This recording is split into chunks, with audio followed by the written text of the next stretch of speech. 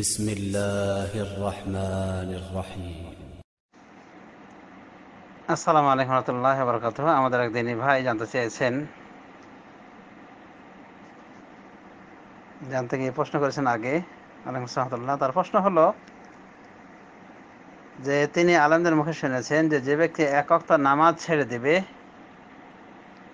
ইচ্ছাকৃতভাবে, সে 2,88,000 বছর জাহান্নামের আগুনে শাস্তি ভোগ করবে। এটা কি হাদিস সম্মত কথা, বা এই হাদিসটা কি পর্যায়ের? যে এটা একটা জালিয়াত হাদিসের বক্তব্য, জালিয়াতদের জাল করা হাদিস। এক কথায় আল্লাহ রসুল সাল্লাল্লাহু আলাইহি ওয়াসাল্লামের নামে একটা মিথ্যারোপিত কথার অংশ, বা সে আলোকে বক্তব্য যে যে ব্যক্তি নামাজ ছেড়ে দিবে 80 হোক বা 2,88,000 বছর তাকে জাহান্নামে জ্বলতে হবে। তো বলা যায় যে হাদিস হিসেবে এটা মিথ্যা কথা, রাসূল সাল্লাল্লাহু আলাইহি নামে মিথ্যারোপিত কথা। এরকম আজে বাজে কথা আমরা ফাজাইলের আমলে পাই, ফাজাইল আমল কেতাবে পাই।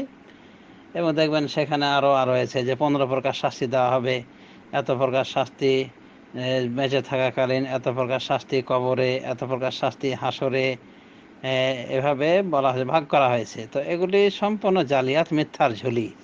এই জাতীয় অনেক মিথ্যা কথা এবং অবাস্তব কথা, শরিয়া বিরোধী কথা, সহিহ আকীদা বিরোধী কথা, শিরকের কথা, বিদআতের কথা ঢোকানো রয়েছে ফাজাইল আমালে। এই জন্য কোনো কোনো আহলে আলেম বলে থাকেন যে ফাজাইল আমলের 60% কথা মিথ্যা, ধর্মের নামে অধর্ম। তো এই হলো ফাজাইলের ফাজলামি কথা। তো এটা সহি কথা নয়, মিথ্যা কথা যে একজন ব্যক্তির নামাজ ছাড়লে 80 হোক বা জ্বলতে হবে। তবে নামাজ ছাড়া শাস্তি তো আছেই, কোরআন হাদিসে যা এসেছে তাই যথেষ্ট। মুসনাদ আহমদের হাদিসে রয়েছে যে একজন ব্যক্তিকে 100টা কড়া মারার অর্ডার হবে কবরে, মানে কড়া মারার 100টা বেত্রাঘাত করার আদেশ দেওয়া হয়।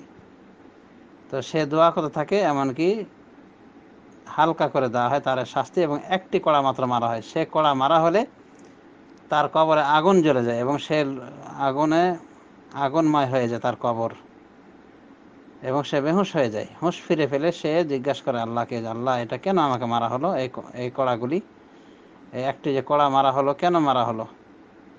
তখন তাকে বলা হবে যে তুমি একদিন নামাজ পড়েছিলে বিনা ওযুতে, এবং একজন মাজলুমের নিকট দিয়ে গিয়েছিলে কিন্তু তাকে সাহায্য করনি, মানে তার উপর জুলুম করা হচ্ছিল কিন্তু তাকে তুমি সাহায্য করনি। তাহলে এই হাদিস থেকে আমরা জানতে পারলাম যে যদি ওই ব্যক্তিকে 1 কড়া মারা হয়েছে, 100 কড়ার অর্ডার করা হয়েছিল, শেষে 1 কড়া মারা হয়েছে জাহান্নামের তৈরিকৃত কড়া বা হাতুড় দিয়ে। তো এ থেকে আমরা বুঝতে পারি যে নামাজ যদি কেউ স্বেচ্ছায় ছাড়ে তার কি অবস্থা হতে পারে। মানে একটা নামাজ তার বিনা ওযুতে নামাজ পড়া হয়েছে, তার জন্য এই শাস্তি, তার মানে ওই নামাজটা হয়নি। সুতরাং যদি কেউ নামাজ এভাবে ছেড়ে থাকে তার শাস্তি ভয়াবহ, এবং তার শাস্তি বিষয়ে করা হয়েছে যা আছে এটা যথেষ্ট। এইসব মিথ্যাচার, মিথ্যার ঝুলি বর্ণনা করার কোনো প্রয়োজন নেই। অথচ আমরা দেখি যে আজ পর্যন্ত তাবলীগ জামাতের ভিতরে এই শিক্ষাটা আসে না, এই তালিমটা কেউ দিল না যে এই হাদিসগুলি জালিয়াত, এগুলি বলো না তোমরা, এগুলো বলা ঠিক না।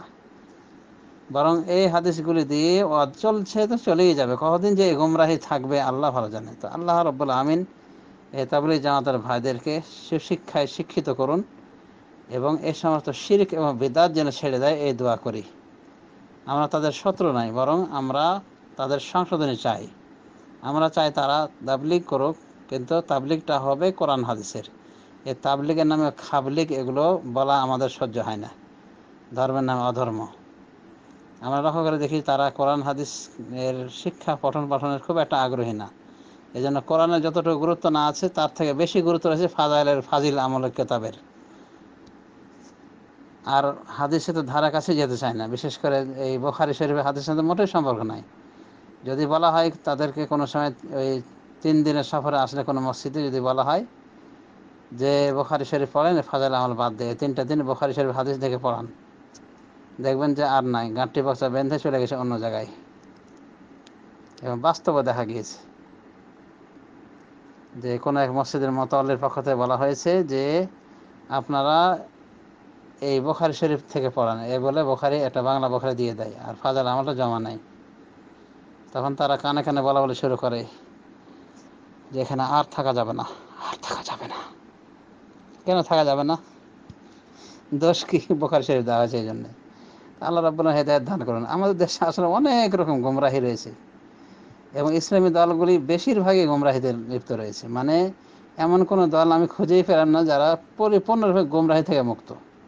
একমাত্র সালাফিদের দু একটা জামাত বাদ দিয়ে গোমরাহিতে নিমজ্জিত রয়েছে প্রত্যেক দলকে আমি এরকম পেলাম, দু চারটি দল বাদ দিয়ে। এবং দেখা যায় নেতাজি বড় গোমরাহ ইসলামী দলগুলির। আল্লাহ হেদায়েত করুন। আল্লাহ রাব্বুল আমিন ইসলামী দলগুলিকে আরও শিক্ষিত করুন এবং কোরআন সুন্নাহর পথে পরিচিত করুন, মানহাজে সালাফের পথে পরিচিত করুন। তাদের অনেকে দাবি করেন কোরআন গবেষণার, কিন্তু কোরআন গবেষণা করেই যে নিজে বেরিল্লাফনা গবেষণা করলে যে অনেক সময় ওই বিদাতি হওয়া লাগে, এটা কিন্তু অনেকে জানে না। মানে না আছে বিদ্যা বুদ্ধি আর কোরআন নিয়ে গবেষণা করবে। হ্যাঁ, জাহেল মূর্খ মানুষ যদি মেডিসিন নিয়ে গবেষণা শুরু করে কেমন হবে? কোনো ফায়দা হবে? ঠিক একটা মূর্খ মানুষ কোরআন নিয়ে গবেষণা করবে, তো কী বুঝবে সে? কোরআন নিয়ে গবেষণা করার পূর্বে কোরআনকে পড়ার জন্যে, কোরআনের বিদ্যা আয়ত্ত করার জন্য যে বিদ্যাগুলি সেগুলো আয়ত্ত করতে হবে। কোরআন নিয়ে গবেষণা শুরু করবে, পরে ফার্সি বেচে তেল। আর কোরআন নিয়ে গবেষণা এভাবে করেই তো দেখা আছে যে বিধর্মীর অনেক বিদাতপন্থী তার বিদাতকে আরও মজবুত করতেছে। যেমন মাঝ ভান্ডারের বিদাতি, সে কোরআন থেকে প্রমাণ করছে যে নামাজ পড়া লাগবে না। লা তাকরাবুস সালাতা ওয়া আনতুম সুকারা, তোমরা নামাজের ধারাঘাটে যেও না নেশাগ্রস্ত অবস্থায়। এটা দিয়ে দলিল যে তার মুরিদদের নামাজ পড়া লাগবে না, কারণ তারা আল্লাহর মাতাল হয়ে যায়, আল্লাহ হয়ে যায়, আল্লাহর ধ্যানে মাতাল হয়ে থাকে, তাই তাদের নামাজ লাগে না। তাহলে তো কোরআন দিয়ে গবেষণা করে এখন বিদাতি হয়ে গেল। তো ঠিক আমরা লক্ষ্য করে দেখি যে বিদাতপন্থী যারা, বেশিরভাগ দেখবেন যে কোরআনের গবেষণার দাবিদার হওয়ার চেষ্টা করে, বলে কোরআন পড়তে হবে, কোরআন নিয়ে গবেষণা করতে হবে। আর দেখা আছে কোরআন নিয়ে গবেষণা করে খারেজি রস অবলম্বন করেছে, বেদাতিদের রস অবলম্বন করেছে। তো এইভাবেই মানে গবেষণা তো হবেই, স্বাভাবিক। জাহেল মূর্খের গবেষণা এরকমই হয়।